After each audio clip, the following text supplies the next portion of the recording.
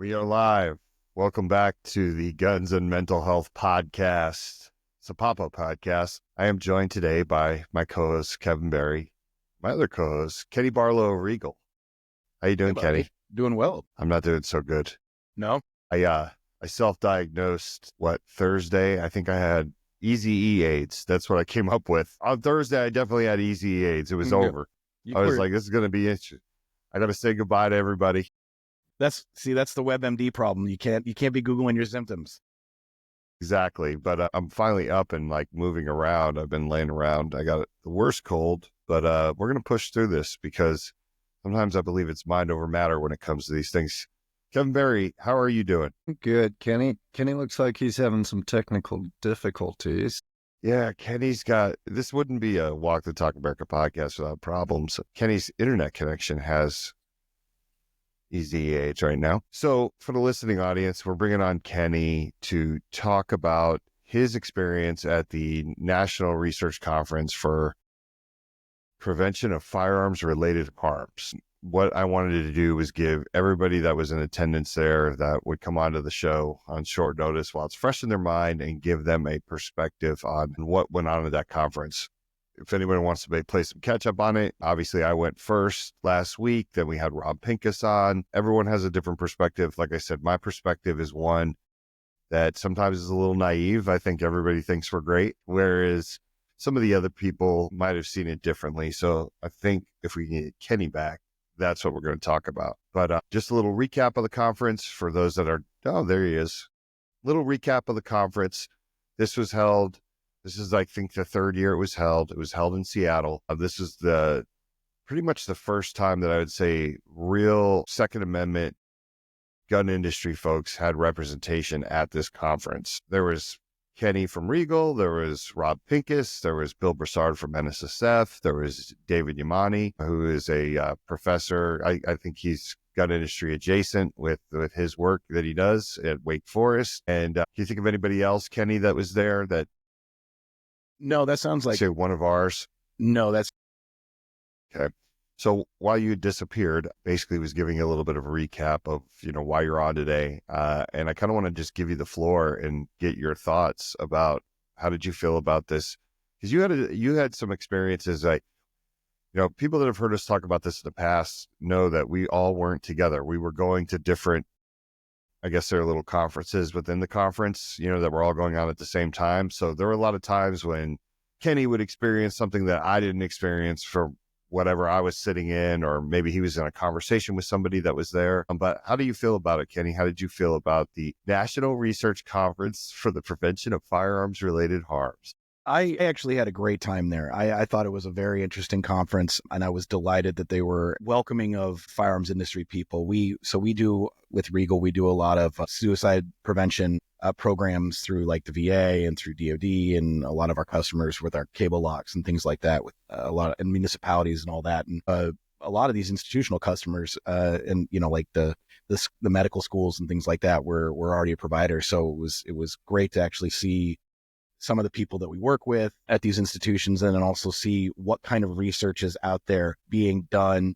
and where partnering with the gun owning population could really benefit this research. So yeah, I thought it was great. I enjoyed meeting seeing Gala again, meeting the people from CU Anschutz, and all these other people that I've kind of known by either through editing your podcast, or we've talked in the past, but by email or on Zooms and things like this. And, but actually seeing them in person and getting to talk to them and getting their feedback and kind of really the crux of it, like my experience was, I think it was very productive, and obviously I've been in the industry for 20 years. So I'm going to come at it.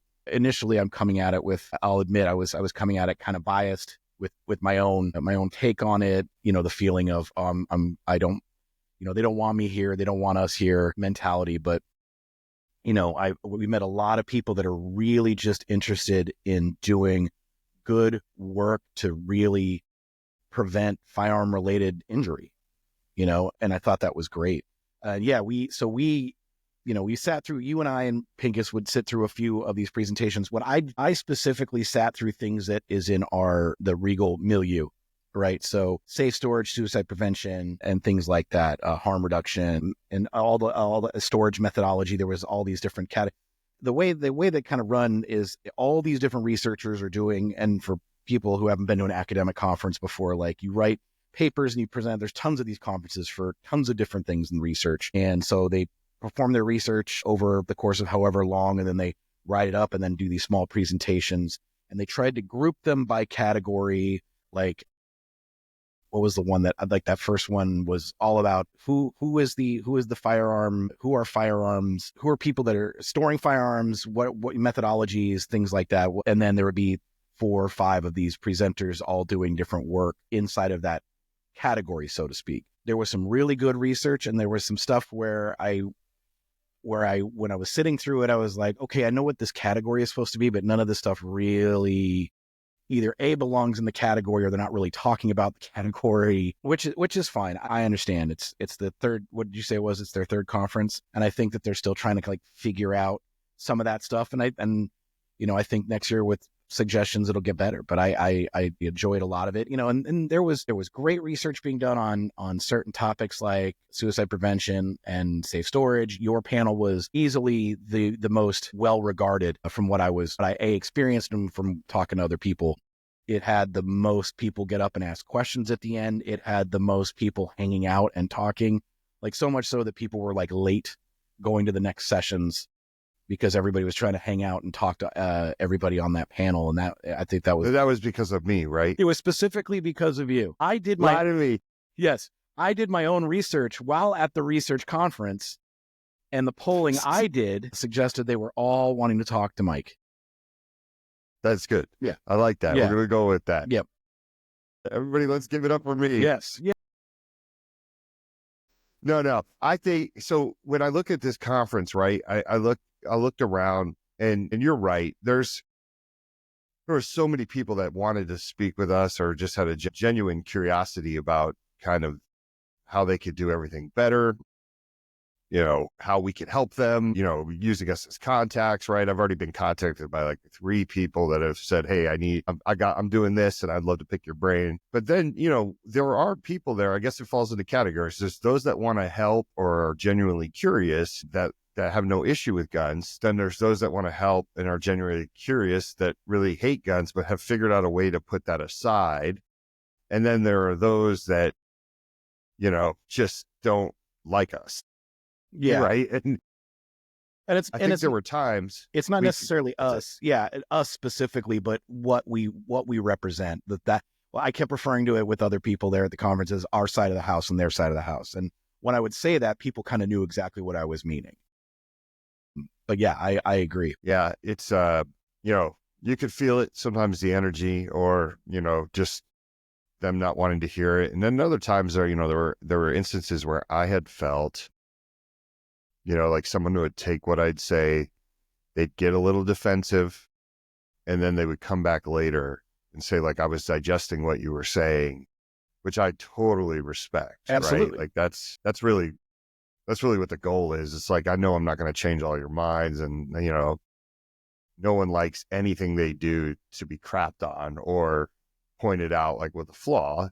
I mean, it's kind of like how David Yamani always holds Kevin and I, when we put out surveys and stuff like that, he's like, this you're being no better than who you criticize, right? Like, it's like, okay, I got it. Right. But, I think that helps. And I think that for the most part, the majority of people there were honest brokers in what they were doing. You could tell that there were some people that have a preconceived agenda, and that agenda, let's be honest. Every town was there.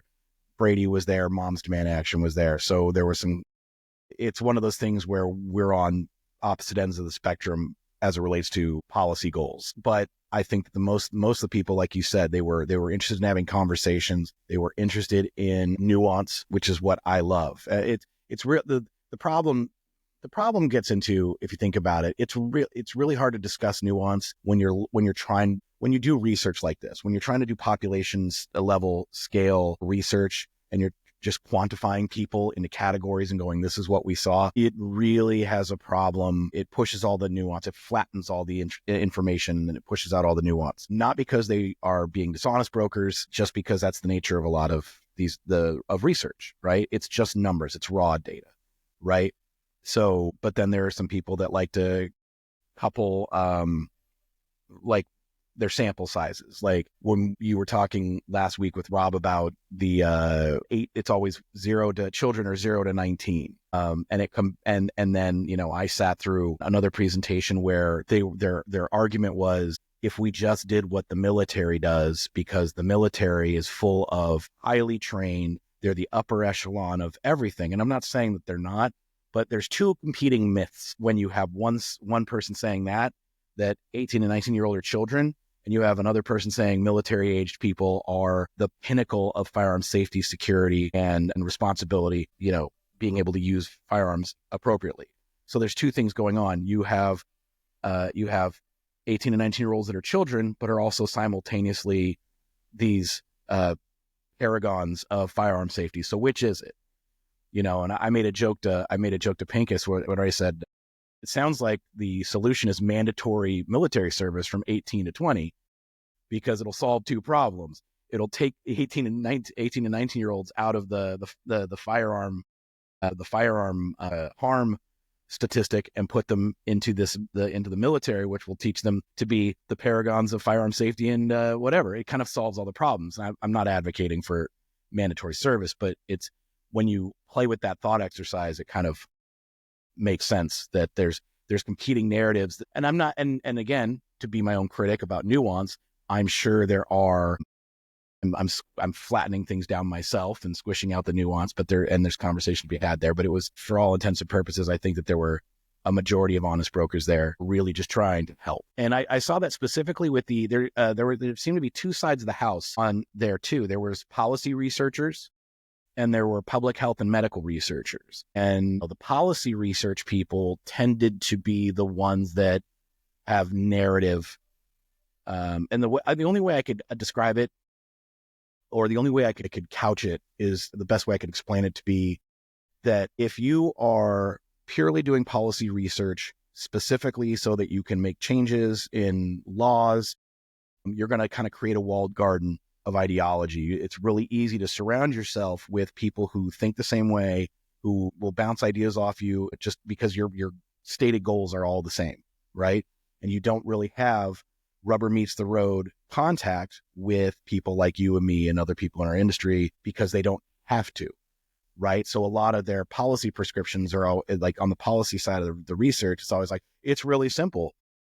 All these military bases, they don't allow storage on or they don't allow personal firearms on their bases. And when they do, they have to be locked up. And if cities would just act like military bases, it's a no-brainer. And it's like, what echo chamber were you in where those two things are the same? Where, you know, like one of the slides I saw was a single slide with juxtaposing Barksdale Air Force Base and Shreveport, Louisiana, and the laws on both. And they're like, see, here's the laws, but you know, here's the difference between Shreveport and Barksdale. And I'm like, 10,000 people are allowed on that base, tops. How many people are allowed in Shreveport? Like it's almost like they couldn't see their own ridiculousness at a certain point. But on the medical research and public health side of the house, they were like, in any means necessary, anything we can do, anything, and not in that like knee jerk, anything has to be take away the guns. The research policy side of the house was very much abstinence only. It was like, there's only one solution, and it's, if there are no guns, there's no gun crime. All right, fair enough. But there's 400 million of them in the country. So that's not happening.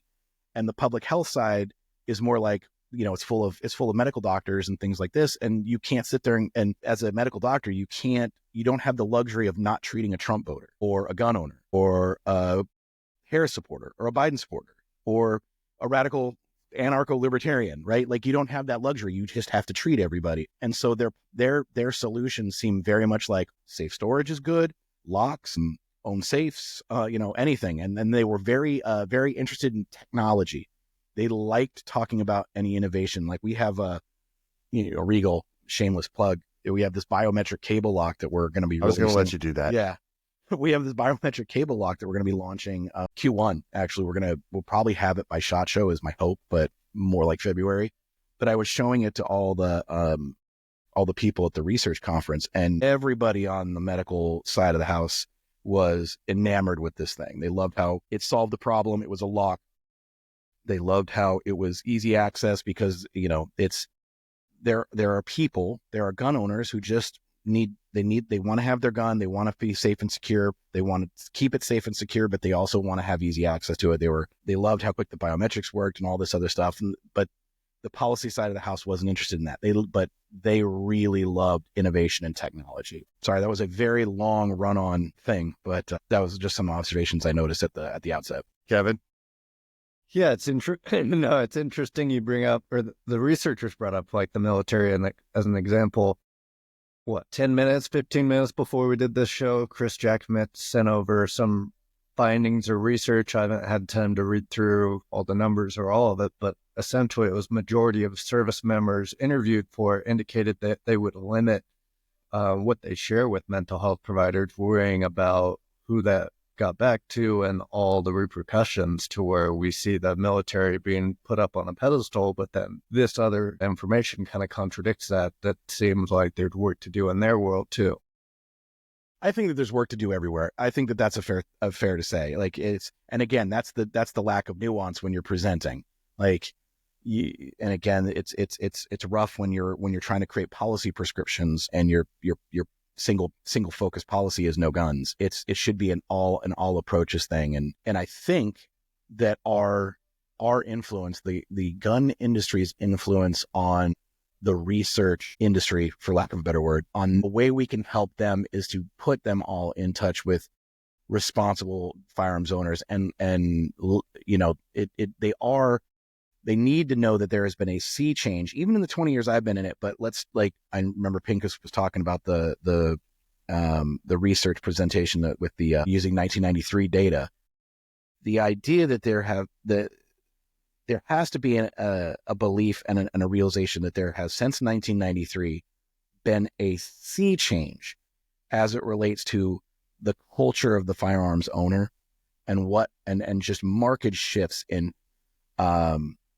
firearm safety, the responsible gun owner, mental health awareness. These are things that have happened in the last 30 years that need to be explored by the researchers. And I think that that's one thing that we can do is we can help provide that nuance so we can tailor some of the types of research they want to do. Yeah, I was going to say, I think it's so important. And I know they're asking for the price of a table there next year is a little insane to me. But, when I was there, I was like, it's so important for us to have a table there next year, to have different players all coming together to let them know what's going on, because I totally get it. Like, I'm not into, let's use golf. I like to use golf as the example. I'm not into golf. So I can't tell you the latest trends in golf. I can't tell you the attitude of golfers. I can't tell you, the best club and now what the hot courses are, like things like that. Like, I would have no idea. I could do some research on golf, but then I'd be, like you said, kind of stuck in this snapshot of what I'm doing and push out the nuance. I'd love to see a table where they got to see your product. They got to see, because the only way you were showing the product is like when we had it out or people were generally curious, like, what is that? Or like you said, hey, take a look at this. And you're right. I watched, an insane amount of people like totally be like, I need this, or this is great, this is amazing, or how much is it going to cost? The doctor at the after hour, we were sitting at the bar there, and you guys were, and I showed up and I pulled it out to show. I think I pulled it out to show Yamani.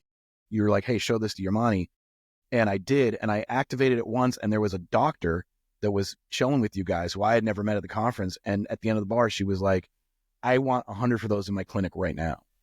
It was really, really telling.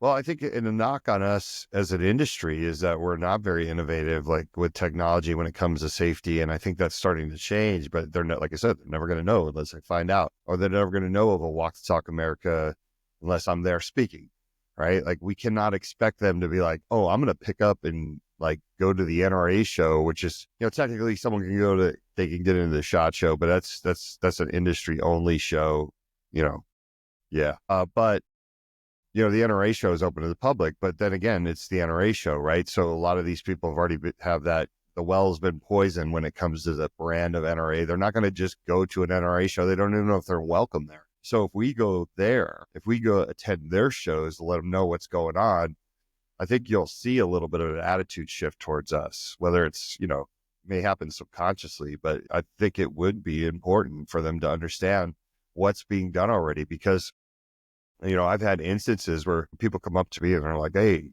you seem reasonable. I saw you speak. Now, I have a really good idea. What is your idea, sir? Put cable locks in the boxes of all firearms that are sold." And I'm like, that's been happening. Yeah, we did. Right. But like, you can't be mad at the person for not understanding that, especially if they've never bought a gun. Yeah, no, I think, there's the party that goes, all right, we're already doing that. But you're right. There's an education element that maybe we're not doing as well. But again, I think it's a tribalism thing. I think it's why, and not without good reason. Our industry, it makes a lot of sense that we're very sensitive because, there's been a lot of collaboration with people that hasn't yielded positive results because there's nefarious actors. And at the end of the day, there is sort of two sides to this argument. It's either you don't want firearms or you do want gun ownership. And I fall on the second side, where I want people to own firearms. I want them to be safe with them, but I want firearms ownership. So anything we do from our side of the house is always going to be cautious with who we work with, and depending on who we work with, not without derision from our own side. So yeah, I would love for one of the tables to be like a simulator where they actually make it look like they're going to purchase a gun and they fill out the paperwork in the process. Like, I know that's, everybody's probably like, what? You know what I mean? Nope. But like, I would love for them to walk up and the booth is called like, gun buying experience simulator. They fill out the form we fill out. They wait. You're right. Yeah. If they're from California, we make them wait 10 days. And right. And, you get a lot of people like, well, let's talk about that, because waiting periods was one of the topics that, I engaged in. Was there, what do you think the biggest, misconception, or what is the thing that you heard the most, right? Like where you kind of eye rolled, or you said like, can you remember at this point? I can remember a few instances, but it wasn't. And before I say this, I'm going to preface this by saying it wasn't stuff that was sort of on its face upsetting. But like there was one presentation that had a land acknowledgement slide, right? I don't care. Here's the deal. This is that area where you're going to see that. That's fine. My issue, the thing that made me eye roll about it, was that was a whole slide dedicated to decolonization and land acknowledgement. And granted, this is academia, so it's going to be full of that. But this is also a firearm-related harms conference. So any extra slide that has to do with decolonizing something is one less slide about talking about firearm harm reduction. Right. And for those who are listening that got an ASU degree, what Kenny's talking about is some American Indian issues, right? Yeah, indigenous peoples. And the person took the time to recognize that this land was stolen by white people. Yeah, and there was a big deal. Yeah, and then it was decolonization and things like that. But like I said, that's one less slide we're talking about the thing. And I think you rang my bell. You've exploded, like my head exploded when we were walking out. I think of that one. We were walking down the hall and you just quietly go, "So are we not talking about suicide anymore?" Or and I was like, "Oh, okay, yeah, you're right. Like these are my my concern. It's not a criticism. Like I said, academia, that's the space for all this DEI stuff, the quote unquote woke stuff, whatever. That's where you're going to see it. And that's fine. I expected that. My concern, it's not a problem. My concern is if you're trying to solve firearm related suicide and harm, but you're focusing on decolonization, this is going to take precedence over this. You're fighting this thing first and this thing secondary. Meanwhile, this might take some time. This thing is an immediate. What is it? 70? How many suicides a day? Now we're up to 70 something. So 74 Yeah, plus. yeah, 70. so we have a better chance of stemming that than we do decolonizing research, right? That's a very esoteric thing that's going to require a lot of institutions, thousands of institutions to change whatever, right?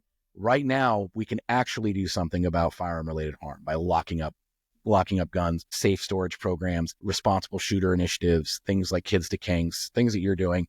Like, we should be talking about those things more. So those were that was one thing but again, that is if you believe in all that stuff and you want to fight that good fight, that's the right space for it. It's academia. That's where it's going to be prevalent. I was there to figure out how to get people to lock up and store their devices safely. And I was looking for partners to help me do that. Yeah. Let's jump back to the device that you just showed, right? That was so popular there. Like, could that be programmed by a spouse, or is that something that you'd recommend, like in a time of crisis, like say, for example, a red flag law, like using that device, like making people at that conference see how that could be used in that situation. Yeah, right. I would. The cool thing about this is it'll take up. I think it'll store 10 people's fingerprints or 10 individual fingerprints. So that Can you lift it up again for us to see? So, yeah, it'll hold 10 individual, and it's USB-C charging. But it'll hold up to 10 individual fingerprints. And this is kind of what I've discovered with the Secure Me product that we're launching too, the movement sensor. What would appear singular to an item that will have a singular deployment use, right? A singular use case. I've had my mind blown at all the different ideas about how to implement it, right? For example, in my head, I'm just like, stupid. It's really easy. You look, gun owner loads their fingerprint, locks up their gun when they want it, whatever. And then people are like, well, what if a clinician is like, hey, here's the deal. I'm going to give you this lock. It's coded to my fingerprint, right? So like things like that, those kinds of like interesting or, suicide prevention program. It's like, hey, here's the deal. Here's this piece of technology. It's not necessarily that you can't have it. You can keep your gun in your home. If there's a mental health plan that you have with your clinician where, after 30 days, you feel like everything's good. And I concur, those kinds of things, all voluntary. Again, because I don't want anybody to think that I want involuntary removal of firearms or anything like that. These are all things that I think these products will enable gun owners who have otherwise been trepidatious about seeking mental health. It gives them more options. It gives them, and it really just depends on how clever and how creative your mental health plan can be. It's the same with the Secure Me product. It's, everybody was like, in my head, it's like, okay, cool. Thing goes in lock goes on gun. When someone moves it, you get a notification. And people were like, well, can I put it on this? Can I put it here? Can I put it on my daughter's window? I'm like, yeah, that's what I need. I need more creative use cases for these kinds of things. Well, and on that note, and I'm going to bring up Gun Alert, Patrick over at Gun Alert. One time we were having dinner we were at the MCon conference, and we were just talking this talk, right? Like a podcast at a bar without filming it. But I see that there's a question in the chat, right? Like, do you think more online videos of how these devices work would lead to more people purchasing them? And I do believe that, right? And one of the ideas that I came up with at the bar when I was talking to Patrick, is I was like, a lot of people see these devices as black and white, right? Like, oh, I would never use that because I need to get to my gun. But I was like, how about having a QR code on the side of your box that says how to use this device? And when you click the QR code, it gives you 4 or 5 different scenarios with videos saying, hey, have a kid in crisis, like, here's how you do it, like, along with the information in the plan. So the person might say, oh, I never really thought about it for that because I was only looking at it for this one way to use it. You know what I mean? It was so black and white, but now I see what you're saying, right? And I know that, like, I think of Rob Beckman, right? Like, when he first heard about the Gun Alert product, he didn't see it. And then he heard us do a podcast talking about all these different ways. And he was like, oh, wait, now I get it. So yeah, I do think like educating people, we always say the information that comes with the lock is just as important, if not more important than, like that's the thing. It's part of the plan. you know? Absolutely. And that's something that us at Regal have been working on, and it's in our plan for 2025. Is there's going to be a lot more, we've put a lot of effort into creating and establishing our Regal YouTube channel and putting videos on there about how to use cable locks, all those different use cases. And we're going to be expanding that in 2025 with the Secure Me product and with the biometric cable lock and our new line of lock boxes, which is coming. But I was really impressed with that biometric, by the way. And I don't mean that just because, you know me, I would have told you, but I thought that was a game changer, how fast that worked. I've always looked at the biometrics as they got to be fast, they got to work, because people are putting faith in them, right? But it works really well. Is there any kind of indicator on that thing when the battery gets low? I believe so. Mine came fully charged from the company or from the factory. So, but I believe so. I'd have to look at the instructions. But yeah, it lets you know. And that's good, because I know there's tons of indicator lights on it. There's like several different colored LEDs in there to mean different things. Yeah, the other day when, I obviously friend of the show, Timmy O over at VeriSafety, I was out, and my daughter. I love my VeriSafety. Yeah, my daughter's like, Dad, your gun is beeping, right? Because it's in a VeriSafety secured, but it's by my bedside, and she's like, it's beeping, and I'm not touching it. Yeah, I was like, no, it's just it's telling you the battery's low. So I'll check. I like that one because I don't have to stay on top of it. I have some other quick access safes that I have to check. I make sure that I'm running checks on them with their batteries and making sure they're good, because they don't necessarily have that indicator, but they're older. You know what I mean? But yeah, it's good to hear that there's an indicator on that. And if you don't have an indicator, write that down. Yeah, I'm not going to charge you a consulting fee. You know what I mean? You can have that for free. I want to talk some shit here because I think it's fair, just because this guy's pretty standoffish. I like him. I actually get along with him, but I want to talk about the segment you were in with Matt Miller. And I was not in there with you at the time. I saw Matt Miller in passing. We didn't get a chance to say hello to each other, but it sounds like you and Pincus were in there. And that's you had mentioned earlier about the person saying, I'm going to use data 30 years ago, whatever it was, some ridiculous number, right? And when I met him at the White House, he's very black and white. He's figured this out. He's so brilliant.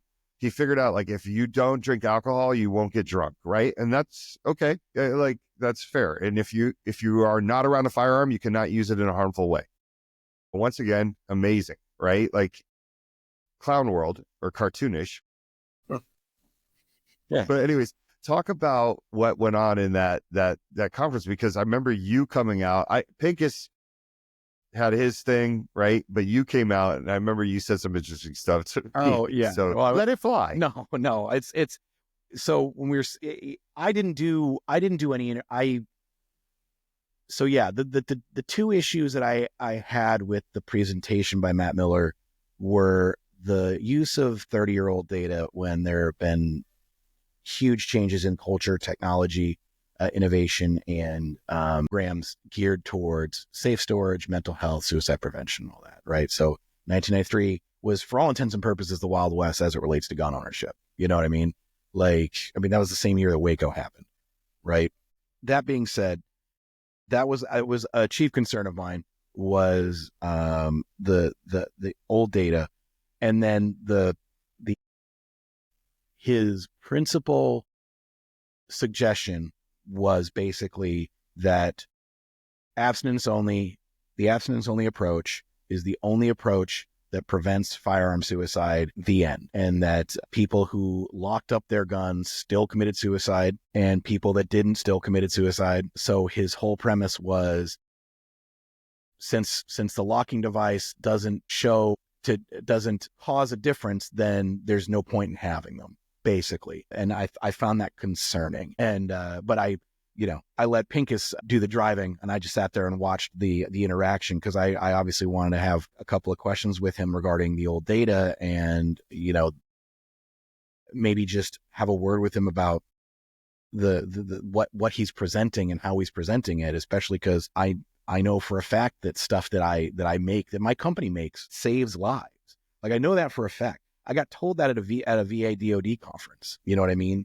it's so I was concerned, and then obviously I let Pincus give him both barrels, and I just sat back and listened. But and his after the meeting remark was basically, absent no new data, this is the best data we have to go on, and it suggests we should just not have guns and take the guns away, and that's the only way to prevent suicide. And again, that's the whole. To me, that is no different than, let's compare a military base to an entire city. That was something that Pincus was kind of explaining, is like, there's been this sea change in culture. Like, here are some things like cause a pause. And that's a thing. Like, I'm working on some projects right now where, emotion, support messages of support, pictures of family in places. This actually, if it hasn't been shown to work, we wouldn't be engaged in helping people make these products. Right. And he was just like, and basically it was so reductive. He reduced it down to, if I know someone's suicidal, putting a picture of their family, I'm not going to put a picture of their family on the safe. And that's going to be the magic thing, the magic force field that prevents that. And okay, sure. But that's just kind of it. Like, no one's in crisis until they're in crisis. If they're in crisis, I would expect you to take their gun or suggest that you hold on to it.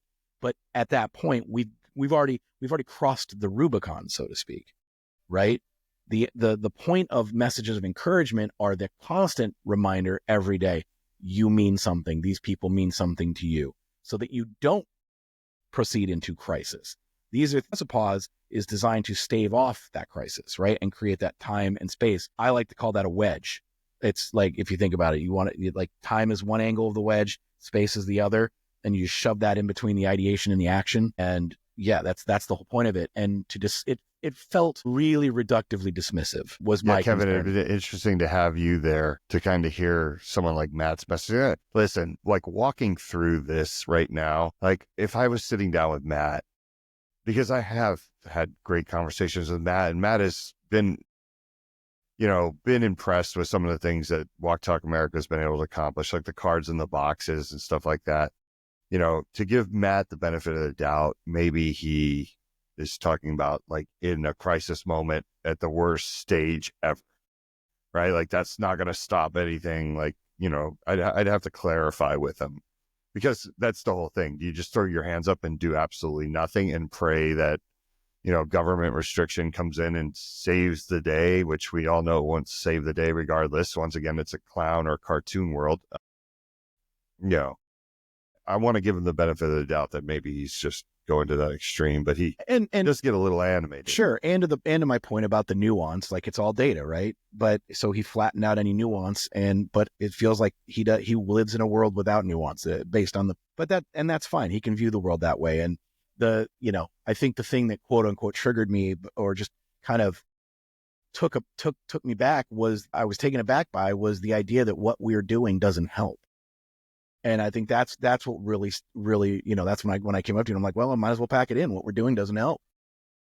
Right. That's what I was laughing at. And you're like, yeah, I just basically sat in a little seminar there. I was told that everything I do is worthless. Right. So I need to quit. Yeah. So I'm done. I'm going to go home, find another job. Yeah. No, I mean, and I was obviously saying that tongue in cheek, because I've got a more, a better emotional center than that, to know that I'm actually doing things that help. Like, that's, and so you just kind of got to take it with a grain of salt at that point. Because if Kid, go ahead. I'm just thinking, this was probably your guys' first time there, probably the first representation of this opinion of gun rights there. What if the momentum from you guys attending and providing nuance and providing insights they never heard or even considered before leads to an opportunity where somebody approaches you, Kenny, and was like, let's start some research to prove that your products work? How would you design that to then be able to push back against all this other research that has a lot of blind spots? So the way I'd position it is, I totally understand what you're asking. And I guess what I would tweak is, I wouldn't be looking to use it as a way to push back, because because I would be no different than these people doing their research now. Because most of it is, I want to push back. Yeah. I got a preconceived notion. Here's what I want to say at the end, and I need my research to fit it. right? I would love nothing more than to start working. And we're in talks to possibly do that with some of our products and do research studies, but it would be singularly focused on the effectiveness of the product that we're studying in the controlled environment of who we're studying, who we would be targeting. Is it all gun owners? Is it veterans? Is it whoever? But the sole purpose would just be to come up with more data so that people can make more informed choices is kind of the way I look at it. Rather than I know for a fact that the data will show that our products help, right? I know that, at the end of the day, I wouldn't come at it saying, yeah, I'm doing this so I can prove everybody wrong. I want to come at it. I want to prove my hypothesis that this stuff does work, but the null hypothesis is maybe it doesn't. And that's something you have to be aware of. Do you think anecdotal evidence is? So let me give you an example. I was at somebody's house last week and I was walking out of their apartment and they had a little whiteboard on their door. And when I first walked in, I noticed it was like 5 messages, but I didn't really read it. But when we were sitting there waiting to leave, I was reading it, and my buddy goes, it was all like messages of like positivity, right? And I said, read one of the messages. I don't remember what it said. Right? I said, do you believe in that? And I was kind of joking. And he goes, yeah, actually that board keeps me from killing people when I leave the house. No, but like, he's like, seriously, like it changes my entire mood because I read this thing and I'm like, well, I have tattoos that do that for me. You know what I mean? Like people don't realize some of my tattoos are code for like calm down, relax, from when I was a younger gentleman who would engage in things that I shouldn't. But like, I guess what I'm saying is, do you think they dismiss the anecdotal evidence? I feel like they do. Yeah. But they do. But this is a nuanced answer. They don't have the luxury of allowing it in research. You're not, because you got to actually research data, right? Anecdotes are not data. It's all we run into this on our side of the house when there's no data on how many firearms have resulted in a save. Like the presence of a firearm has resulted in someone not dying, because how do you report on nothing happening? Right? Like how do you report on not a crime? Yeah. And so and I'm just trying to be fair to the nature of research, because I remember doing research projects when I was, in stats classes and I have my undergrad's in poli-sci, so I did some research projects, and I know that you have to kind of look at data. So it's really hard to allow anecdotes into your data. But what I do think could happen, and this is what my hope is for us working with these researchers, is our anecdotal experiences help shape how the research is developed, like how the study works out. Who do we use? What types of gun owners or what types of data are we looking at? My hope is that our quote unquote lived experience helps color the way the research is designed. And I think that's a good thing. Yeah, because I want to give an example of that. Every time I hear if it just saves one life when it's talking about restriction, that seems to be perfectly okay with these researchers. Mm-hmm. If it just saves one life. And then when they ask me how many cards in the boxes did this save, like what's the data say? And I go, well, I don't really have data. It's all anecdotal. But like I had somebody one time call me and told me that the card changed the whole direction of where they were going in their life and it was going to get bad. And then they're like, well, that's bullshit. And I'm like, okay, so you pick anecdotal, like that's one life save. What happened to that shit? Like, let's go back to it. Like, so throw that out the window then. If you don't believe saving one life is worth it, then you can't use it in a negative form. You can't make that a negative thing when I say it. And this is what my biggest issue, and I argue with David Yamani about this a lot. And I know he's just trying to make me a better human. Like he's trying to make me a better person and not sink down to any of those levels. But it's very hard for me to do that sometimes when I don't get the money to do the research, right? Kevin and I have to find all these creative ways to get it out there. But then I'm always like a little confused. And I know I'm not as smart as them. I know that, right? Like I'm smarter in other ways, but I know I'm not like book smart like them.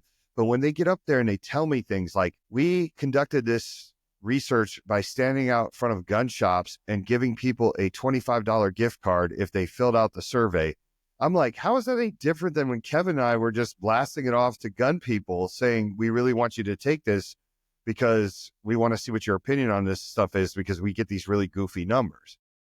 I don't get it. Like, there's a part of me that doesn't get it. You paying random people coming out of a gun shop almost seems dangerous to me, because if you give me $25, I might tell you that ISIS is not that bad of a group if I need $25, right? I'm like, what about all the good things ISIS does? Like, I feel like they have a positive image. What do you want me to say? Like, I'll feel like out what you're trying to get me to say to maybe get the money. So I don't know. I mean, I need somebody to sit it down with me and really, really explain it to me, because I have a little bit of trouble. And like I said, these are people that I know. I'm going to give it up to them, like the Megan Rainey's of the world, right? I'm not going to sit there and say I'm smarter than them. I'm not. Like, I'm always going to default to her brain if it comes to like this type of subject. But it confuses me. I mean, was it you who told me that the sample size was 30 people? Yeah, I sat through a presentation where a sample size was 32 people. I think it had to do with COVID, like gun ownership, increased gun ownership during COVID, but their sample size was 32 people. I remember from my college days, that's 32 people does not a sample size make, really. It's, and when I told that to some other researchers, ironically on the, or conveniently, on the medical and public health side of stuff, they were like, that's not a sample size. That's ridiculous. So yeah, but I don't have an answer.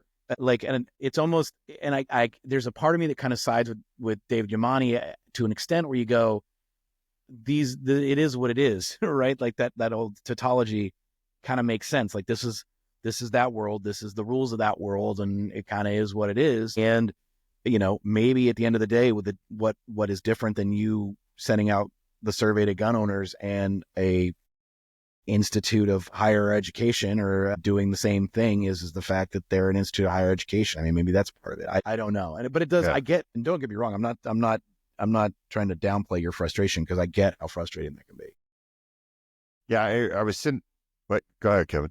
It's just frustrating because let's design maybe the perfect research thing and walk it through. Like, Kenny, you guys have a great product. Let's say that product could then transfer the access to where I could hand it to my wife and maybe she could be the only one that accesses it for a certain amount of time. And then Regal could see that and say, hey, that person used that functionality. Let's send them a voluntary survey. Hey, were you in crisis? Did that functionality save your life? And you get finding that said, yes, that actually did. I mean, stop right there. How many gun owners would be willing to be that vulnerable without the fear of consequences and all of those other barriers to make that research incredibly challenging as it is? But then is there same standard of if it only saves one life, then it's impactful research, and maybe Regal has 7 of those instances that it can prove.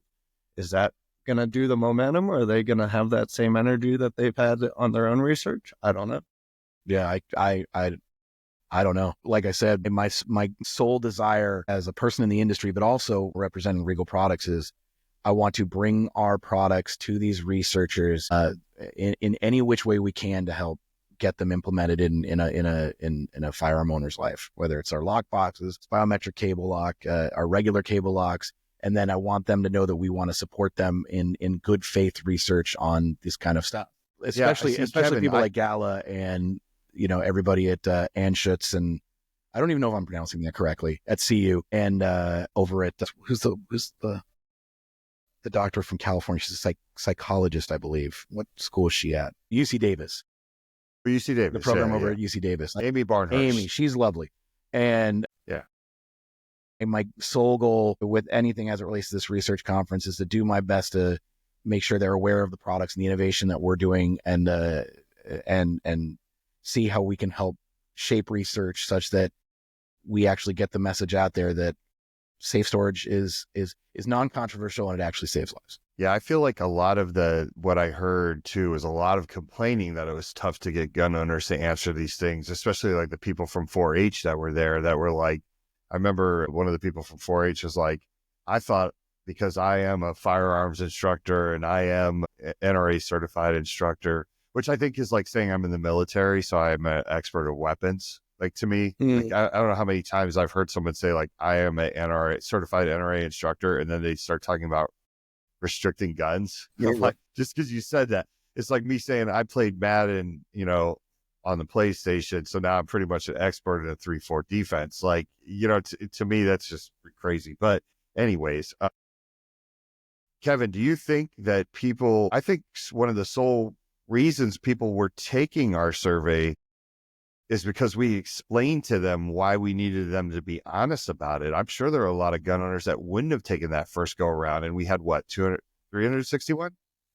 Yeah, over 360, I believe. And I think transparency of what we're doing, how we're doing it. We know we're not doing it to the research standards. We even tried to partner with a research institution all of this year. We wanted to launch in the fall, and this is the reason it's been pushed back so long, is there are a lot of interest and barriers that we ran into, which is fine. Maybe we'll get a research partner next year, but we're pretty much laying it out on the table. Here's how we're doing it. Here's how. In the first survey and our recap, we were honest, and we're saying, we were a little disappointed of maybe the diversity of respondents, if it doesn't accurately represent all the gun owners, and hopefully we can do better on this go around. But clearly in stating our intentions and how it's doing, how we're collecting it. Yeah, that you actually touched on something else that it just made me that I was thinking about from the conference. There was a theme of the reliable messenger. I might be bastardizing the term, but that's, like, to me, that's one of the great things about your survey is, I would never get discouraged over the fact you got 360 people to respond. I think that's awesome, considering I sat through someone who got money to do a sample size of 32. But that being said, one of the overarching themes I kept hearing was there's a need for reliable messengers, and I think that's part of it. I was mentioning that too to some of these institutions where there needs to be trust. There need to be trusted names that are, and that goes even to the broader aspect of talking about firearms ownership and mental health in the first place, right? I've edited enough of your podcast, and we've had enough conversations where the conversation is always like, I'm afraid to talk to my mental health provider because I'm afraid of the consequences of it. Now, we know the truth, like, you only really need to be that worried in like 2 states, but that doesn't change the feeling, and that doesn't change the mistrust. And I was talking about that mistrust earlier in the episode where, we, not without good reason, are always skeptical of people wanting to help us because we're talking about a right, and there's only 2 sides to the right. Either you have it or you don't. And so it makes sense that we are always skeptical, and we keep one eye on everybody and our head on a swivel because, I'm not going to go along with something only to have the rug pulled out from under me. And all of a sudden it's like, oh, surprise, we were at the end of the Scooby-Doo episode, they rip off the mask and it's Everytown, right? I get why they would be hard pressed to want to share experiences for a variety of reasons. And so I think you guys being a responsible messenger is good. And I think that your survey results, and sure, the questions may not have been the right types of questions to be taken, quote unquote, as gospel in this other world, but it is still valuable research that, again, I think helps color some of this more institutional research. And it's nice, it's probably like Regal to have a partner in the research side, because you have your product and that's your customer as Regal. It'd be nice to have that research partner come out with a survey to gather insights instead of Regal themselves having to approach their own customer and be like, hey, we noticed that you were doing this. They're like, oh, you were tracking my use? Ooh, I'm sketched out. Maybe I don't want to use a Regal product anymore. Right. We had that fight all the time in casino industry designing promotions of how much people wanted to be identified as their playing behaviors being tracked. And that's the same exact thing. Yeah, if you had some university be able to step in and say, hey, Regal gave us your information, can we get a survey of how you're using your product? That's totally different than Regal coming in itself. Hey, we were looking at your data last Tuesday and we noticed some interesting stuff. Well, and anything we would do, I agree. And anything we would do like that would be an opt-in thing anyway. I think that's the biggest thing. Like, that's what I keep saying, is it's always got to be voluntary, and it's always got to be opt-in, and they got to know that they can opt out whenever. I think some of those things help, because what you're talking about is a credibility confidence, right? So people, CU and UC Davis and, Johns Hopkins. These are credible institutions. But yeah, it's one of the ways that you gain credibility is by, like you pointed out earlier, being honest and being like, here's what we're doing. Do you want to be a part of this? And you don't have to if you don't want to. So yeah, it would be things like that. But yeah, using these institutions to do it. Yeah. So I saw in the chat, we're definitely going to be there next year. We're definitely coming back. And our president's not going to shrink. No. And I one of the things I'm going to push, I emailed Megan to say thank you. And I had some thoughts, because what I'd like to see is a whole thing on storage, innovation, outreach, prevention from the gun industry side of things, like you and us and Canon Safe, or anybody who's doing Gun Alert. I don't care, to kind of show for these researchers the types of things. But I'd like it to be product and technology or innovation centered, but I would like there to be more people on the outreach and prevention side. I think they need to know about these programs that aren't just, it's not just me going, hey, buy a lock, even though you should. Check out Kids to Kings, check out Project Child Safe, check out this thing, check out these things. We have our own DEI, go check out Yehuda, check out all these other, these things we're doing. But anyway, I didn't mean to cut you off, but yeah, I definitely want to go back. Hopefully in the future, it'll be also in a capacity where we're actually presenting research too. That'd be really cool. Yeah, I would love that. And I would love more openness to, if there's all this money getting floated around, for these projects, to kind of have a suggestion board of what should we research next, right? Like, that definitely needs to be in there, because I believe that there's a lot of research that could be very positive for the firearms industry. And we just got to figure out what that is. And I have some ideas, and we've told them, the blind spots and things like that. But if they focus on that, but then again, it'll be a question of whether or not they're afraid to uncover something that might go against whatever that's, the back of their head. Right. Like, what if this shows that this isn't a big deal? And that's why I kept saying the greatest guy to have out there to me was Pincus, because he's like them, sort of. He's very intelligent, and he can mix it up, and he knows how to quote.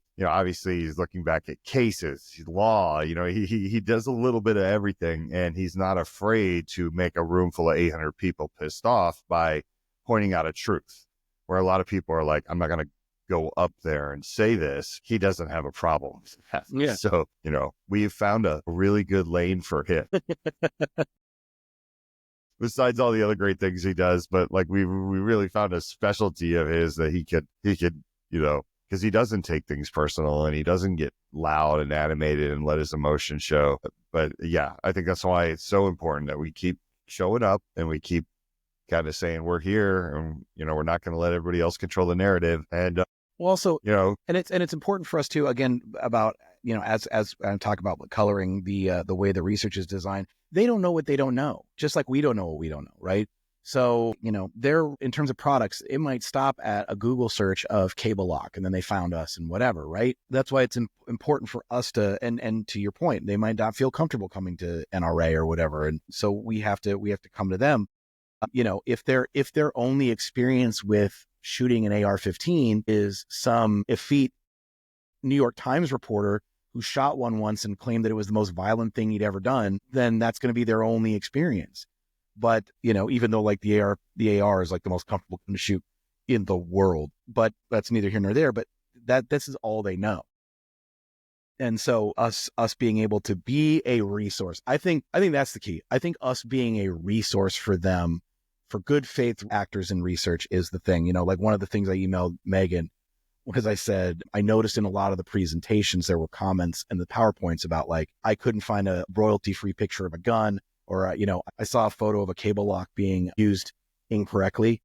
And I emailed her, I was like, what if we put together a media kit for researchers for these kinds of things? If you're doing a presentation on safe storage, I can give you photos. Here's a media kit that you can request, and it's got 12 photos of guns in lock boxes, guns with properly used cable locks, guns with, all these proper storage devices and things like that. I think that they could use our help, especially the good faith actors. And at the end of the day too, I think that's another reason we want to be there, is we want to be there to discern who are the people that just want to to solve the problem of harm solve the problem of harm and actually do thoughtful harm reduction policies versus the people who are, again, your every towns and your mom's demands. Yeah, 100%. I think that's important. And as a matter of fact, Kevin and I just shot a bunch of, well, we didn't do it. I had my buddy's a photographer, but we had a bunch of different pictures. Kevin and I got to send you the updated, like cleaned up versions of those, because we just couldn't really find someone retrieving their firearm online, like from a safe storage device that was a good picture. They were all horrible pictures, not well lit. So we got that, but I wanted to call up a text. I'm not going to put this guy's business out there. It's just somebody that we met at the conference, and we were going back and forth. He's great seeing you, that type of thing. And I had texted him. I said, he's asking me how much money would you need to do research? And I told him, I was like, look, I'm not a researcher, so I need some guidance on how the money's spent and all that stuff like that. But, he goes, would $100,000 be big time for an organization like yours? And of course, I almost wanted to fall out of my chair when I was like, yeah, you know what I mean? And so this is what I texted him. I said, when I see what other organizations make and spend, I want to vomit, especially how much money researchers can raise. I said, there's a particular guy, and we talked about him earlier, that said he needed $10 million and told Rob, do you have $10 million? I did hear the $10 million that's how figure, much he need, right? He did say that, right? Yes. Okay. I heard it. And he's like, yeah, there should be some more grant proposals that include Walk Talk America. And I'm like, absolutely. I think it would be a game changer. But once again, I'm talking about my own organization, which I love, right? But then this is what he texts. This is great. He goes, researchers equal out of touch with reality. I'm all about doing something. Someone else can study it, right? And I thought that was awesome that he said that. Like, he was recognizing that there is a little bit of out of touch realityness amongst this group. And I think we can bring it back for them. I think a lot of them would be willing to accept it and embrace it. We just got to be there, and we got to be consistent, and we got to, I don't want to get on a soapbox, but we got to do a better job of supporting our own people. Mm-hmm. These Walk the Talk America. And then if you look at Everytown and you look at Giffords and you look at Moms Demand Action, I mean, it's a joke, but they all respect Walk the Talk America as if I'm as big as them. Right. And we have a 40-person staff and we're doing all this work. And that's not right. Like, we need to do a better job of the industry of circling the wagons around the very few people that we have on this front line that are doing this stuff, and see what we're up to, and understand that just having us out there has a cost, right? Not to mention the fact that we got to do the work that we're already doing, but that's important to recognize. So hopefully we get there. But I know we're up against it, man. I appreciate you coming on and giving your perspective. I think it's been great. Is there anything you want to add? Oh, no. Thanks for having me. It was great. Merry Christmas. Happy holidays. You can check us out, Regal Products, www.regalisi.com. Buy a cable lock. These biometric ones, like I said, will probably be available February, if I've done everything correctly. Yeah, and I think their MSRP is going to be $29.99, $30, something like that. So, yeah, that's amazing, because that's really, in the big scheme of things, you're waiting to hear that $150, and you're coming out with something that's around 30. Like, that's a game changer. Absolutely. Yeah. On that note, I want to just thank everyone for tuning in again. Couldn't do without all the support that we get from our sponsors and the listeners. And if you like what you heard today, just definitely give us a follow, send this out, promote it on social media. To us, that's just as good as a donation. We really appreciate when people do that for us, because we still get a lot of that. We still get a lot of, we've never heard of you, or this is amazing. I can't believe I've never heard of you. So every time you promote it, you're pushing us out there. So I really appreciate it. On that note, I want to wish everybody happy holidays. I'm not sure if we're going to be, who knows? Who knows, Kevin, right? We never know when we're going to pop up, right? We had to chase Kenny down. We had this conference 2 weeks ago. Kenny's tough to get a hold of. We'll be on in an hour the way we go. Yeah. So everybody have a happy holidays. Thank you for listening. We wish you better mental health.